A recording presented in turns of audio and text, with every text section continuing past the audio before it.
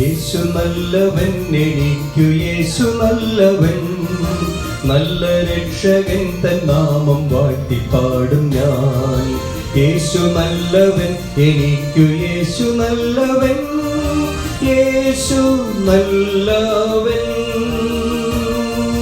യേശു നല്ലവൻ, യേശു നല്ലവൻ. ദൈവനാമത്തിന് മഹത്വമുണ്ടാകട്ടെ. ഇന്നത്തെ പ്രഭാത ധ്യാനത്തിനായി വിശുദ്ധ മർക്കോസിന് സുവിശേഷം 1-ാം അധ്യായം 21 മുതൽ 28 വരെയുള്ള വാക്യങ്ങൾ. ഇന്നത്തെ ധ്യാനചിന്ത ക്രിസ്തുവിൻ്റെ ആധികാരികത എന്നുള്ളതാണ്.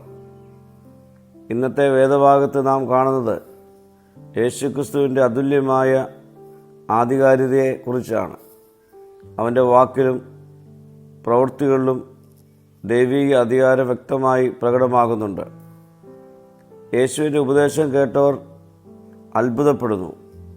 കാരണം അവൻ്റെ വാക്കുകൾ ജീവനും ശക്തിയും നിറഞ്ഞതായിരുന്നു.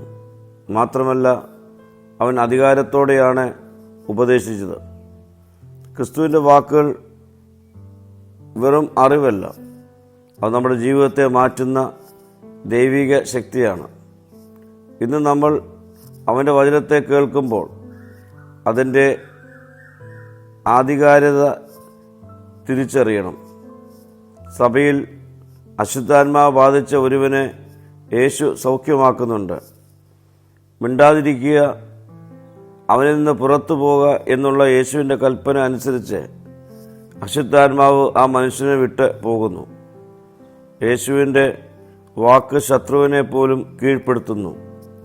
അവൻ്റെ നാമത്തിൻ്റെ ശക്തിയിൽ ഇരുട്ടിൻ്റെ ശക്തികൾ വിറയ്ക്കുന്നു. ക്രിസ്തുവിൻ്റെ അധികാരം മറച്ചു വയ്ക്കാനാവില്ല. അവൻ നമ്മുടെ ജീവിതത്തിൽ പ്രവർത്തിക്കുമ്പോൾ മറ്റുള്ളവർക്ക് അത് സാക്ഷ്യമായി രൂപപ്പെടും. പ്രിയരെ, ക്രിസ്തുവിൻ്റെ അധികാരം സഭയിൽ മാത്രമല്ല, വീടുകളിലും പൊതുസ്ഥലങ്ങളിലും സ്വകാര്യ ജീവിതങ്ങളിലും പ്രവർത്തിക്കുന്നു. യേശു ഇന്നും അധികാരത്തോടെ സംസാരിക്കുന്നു.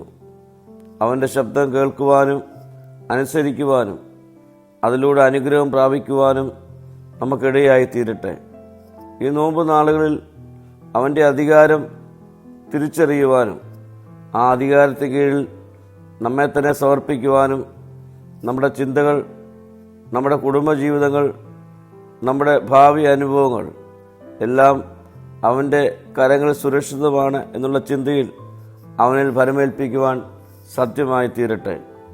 പ്രാർത്ഥിക്കാം. കർത്താവേ, നിൻ്റെ ആധികാരികത തിരിച്ചറിയുവാനും അതിൽ ജീവിപ്പാനും കൃപ ചെയ്യണമേ. മഹത്വം നീ എടുക്കണം. യേശുവിൻ്റെ നാമത്തിൽ തന്നെ. ആമീൻ.